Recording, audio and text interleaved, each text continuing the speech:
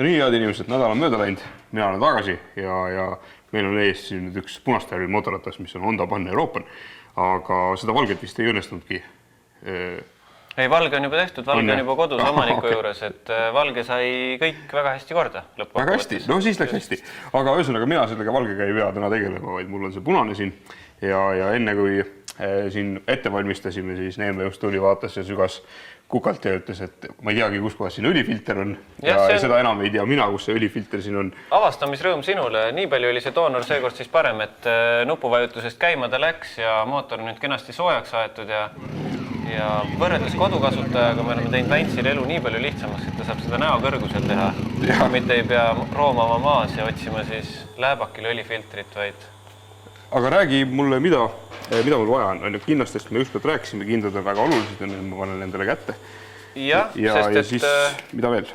Me panime see mingid elementaarsed töövahendid nüüd õlivahetuse jaoks valmis, et üks väike padrunvõtmete komplekt, ma usun, et selline on kodukasutajal täiesti olemas. Kas ta on nüüd vähem või rohkem hiinakas, see siin mitte. Siis igaks juhuks, kuna ma juba nägin kaugelt, et siin on sisekuuskand poldid, siis võtsin siia sisekuuskandid, millega saab siis seda kondi alaosa eemaldada.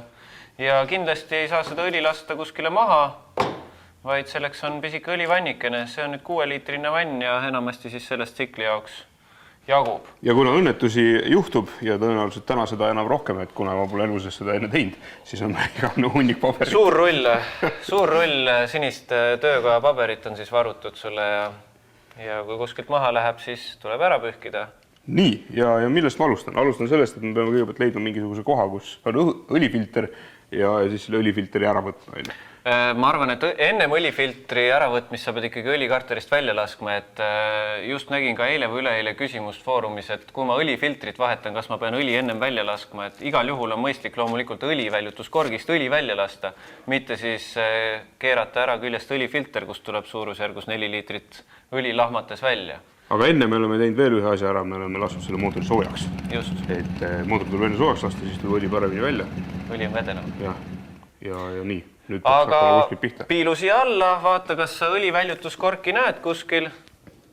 Kui sa õliväljutuskorki ei näe, siis on ta tõenäoliselt kuskil taga peidus ja sa pead selle alakondli küljest ära. Ma näen siin ühte sellist polti. Ja see tundub olevat üsna õige poldi moodi. Et tegelikult õliväljutuskorgi tunneb siis tsiklil ära. Olgem ausad, vahest see ei olegi nii väga lihtne, sellepärast, et näiteks kui me võtame 2,3 liitrise Triumfi mootori, siis seal on 3 korki ja tulebki 3 kohast väljutada, sellepärast, et karteri põhjas on väiksed kambrid vahel, väiksed vaheseinad. Okay. Aga tunneb ta ära enamasti siis sellest, et ta peaks olema suur, teistest eristuv, seal all peaks olema vask või alumiiniumseibe ja enamasti paikneb, ta peaks paiknema siis kõige madalamal mootori osas. No see vastab sellele kõige madalavale paiknemise kriteeriumini küll. Ja nüüd tuleb leida lihtsalt paras võti, millega see siis lahti keerata. Täpselt nii. Titaanide võitlusel tuleb võitleks ikkagi see mees, kes ütles 17. Ja siis võtmasid. Nii, nüüd esimene asi on jumala eest rahulikult läbi mõelda, kummale poole sa keerad. On olnud neid kodanikke küll ja küll, kes kirjutavad, et ei saa õlipunni lahti ja üritavad seda siis lahti keeramise asemel lihtsalt jõuga kinni keerata. Kõige lihtsam seda on teha nii-öelda käes, proovida ära siis kummale poole võti keerab. Vahest peab seda tööd tegema näiteks alaasendis ja siis mõistus keeldub nagu arusaamast kummale poole siis tegelikult tõmbama peab. Nii et kõige parem on see, et katsud käe veel ära, lahti keeramine, jätad samasse asendisse ja võtad keerad selle punni väikse nõksu kõigepealt, veerand pööret lahti ja siis tuleb juba anum alla panna, et siis hakata lõpuni keerama. Sõltuvalt nüüd, no nii, said esimese nõksu lahti? Esimese nõksu said lahti ja... Edasi peaks ta juba tegelikult, kui seal korgi keermega on kõik korras, siis ta tuleb nüüd kenasti näpuga. Ühesõnaga, ma võtan selliseid teist ära. Just nüüd seda viimast hetke, ära teda päris lahti keera. Nii. Mõistlik on teha ka õli sissekallamiskork lahti, siis ta tuleb lihtsamini ja kiiremini välja. Okei, ma jätan selle praegu siia alla ja siis ma teisel pool oli meil see kallamise kork vist. Jah, ennem nägin siin siukest korki peaaegu nagu autole. Huide on peale kirjutatud. Huide oil. Huile on vist espanjoolide keeles, kui ma ei eksi. Huile, jah.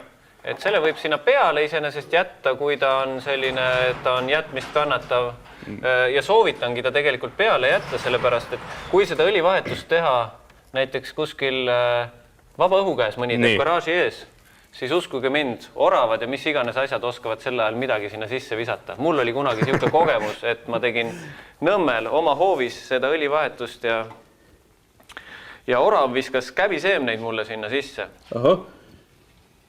Nii, kus tuli väikse sellise purskega, ma isegi ütleks. Et tööga paber läks asja ette, ma saan aru. ja sain isegi vähe avata. Aga selle probleemi suudame lahendada.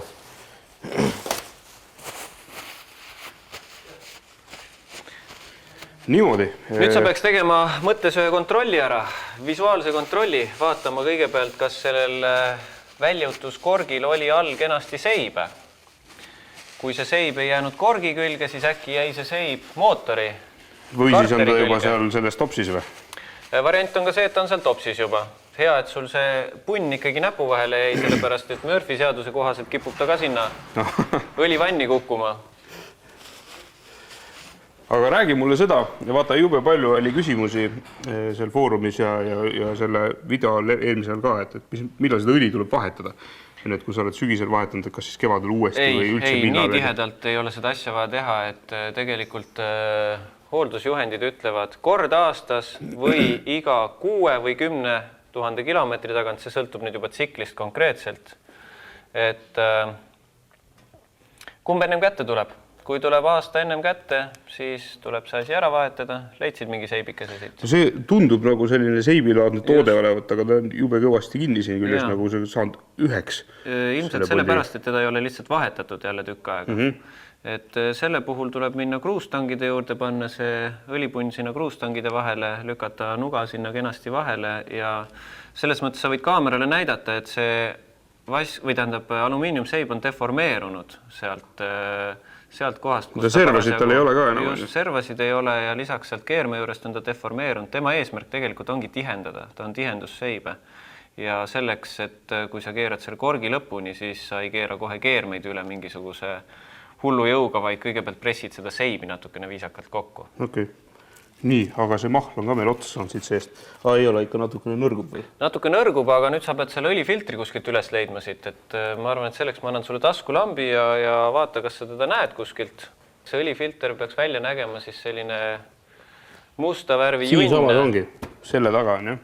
No vaata ise ka igaks juhuks, pärast ma vaatan mingit vale asja ja siis on kisun valest kohast lahti. Täpselt see ta on, nii et selle põse sa pead siit kätte saama. Ma arvan, et eemaldada tuleb see alakondel, see hele hall. Nii et selleks sa peaksid ilmselt võtma sisekuuskanti ja natuke võib-olla veel midagi.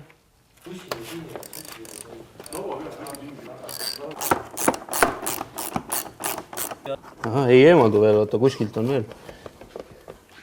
Kuskilt on veel kinni. Kruvik.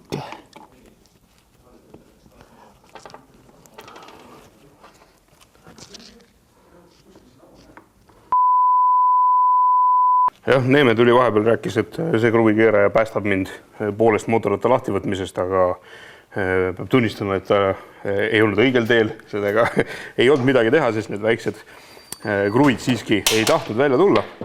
Aga see nüüd siis omakorda tähendab seda, et ma pean tegelikult kogu selle alumise korpuse siit ära võtma ja siis ma pääsen sellele õlifiltrile ligi. Ma tunnistab, et mõningast ebamugavust lisab see kinnastega töötamine. Et ma selle käte elus ja terve hoidmise on olnud ikkagi eesmärk, aga kuidagi ebamugavaks teeb. Esiteks selles libeda kinde pealt see õli ei tule ära eriti ja siis ta on kogu aeg libe ja aga võib-olla ma ei ole lihtsalt harjunud. Vaata, siin on nüüd selline asi, mille keeramiseks minul ei ole mingisugust aimu. Seda ei saagi enam keerata. See on keeramatu polt. Keeramatu polt, jah. Ühesõnaga me nüüd sattusime keeramatu poldi peale, mis näeb välja tegelikult selline. On tegemist sellise plasttüübliga, vaata teisel pool oli juba see plasttüübel asendatud. et siin sees peaks olema tegelikult pisikene rist ja ristpeaga kruvikaga peaks seda saama keerata, aga kuna see rist on siit kadunud, siis seda saab eemaldada põhimõtteliselt ainult niiviisi, et see siia vahele ja siis saab teda natukene keerata, hopsti. Ja nii ta siit tuligi. See nüüd iseenesest tähendab seda, et see alumine osa peaks hakkama liikuma. Ja vaat, see on nüüd siin laiali pressuv tüübel, võt. Nii, peaks hakkama liikuma, aga ei hakka, et see tüübel iseenesest või see polt ei ole ka nagu mitte millegi küljes. See peaks ära tulema, aga ma ei julge seda kõvasti tõmmata, sest see on siit ka kinni. Kuule äge. Jaa.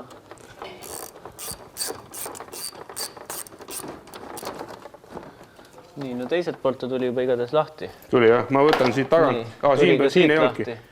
Nii. Et hakkas liikuma. Vaat tsiklil ongi nüüd niiviisi, et eks neid plastnagasid ja värke on ikka tohutult palju ja ega sinna taha ei näe, kus nad on.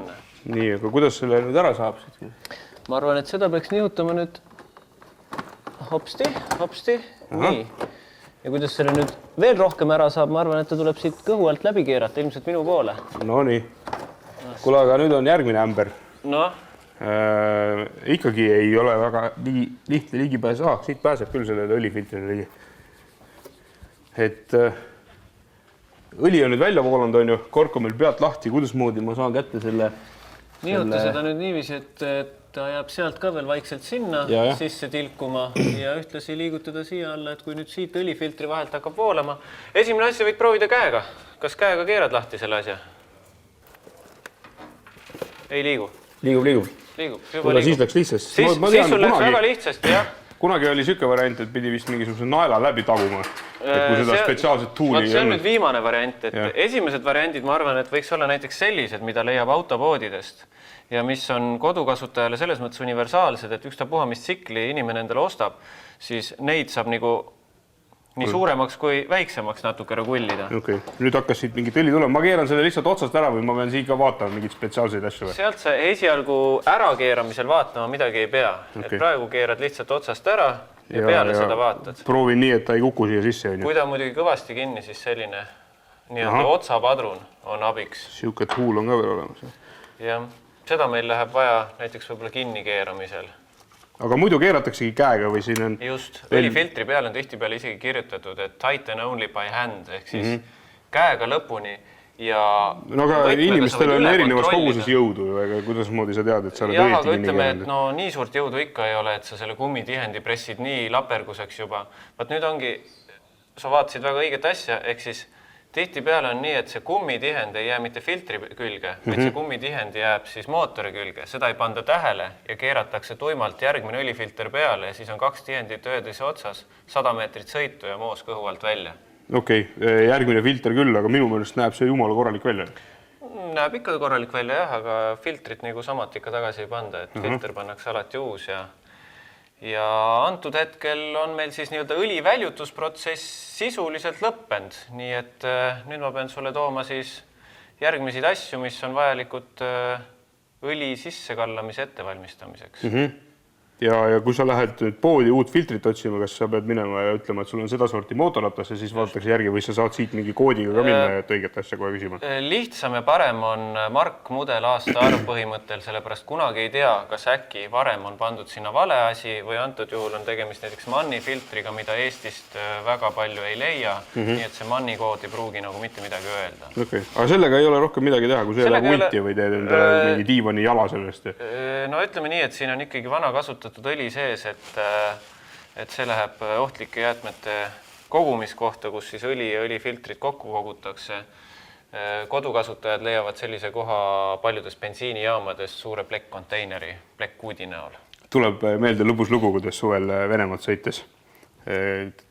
Tuli aeg kätte, millal autol õli oli vaja vahetada ja siis vend lasi selle õli siia vanni ja mõtlesime, et oleme siis abivalmid, et tõstame ja aitame, et kuhu siis küsisime, et kuhu valada. Kuid ütles, mis kuhu valada, mille vala sealt peldikust alla. Et me valame kõik sealt alla. Et noh, niisama lihtsalt läheb. Ja, meil läheb ta suurde 200-sesse tünni ja kui see täis saab, siis õlimaaletooja viib seal minema. Eks ole. Neil on teatav kohustus lihtsalt. Niimoodi. Toon sulle õlifiltri. Meil on Honda. Panna Euroopa. Motorcycles.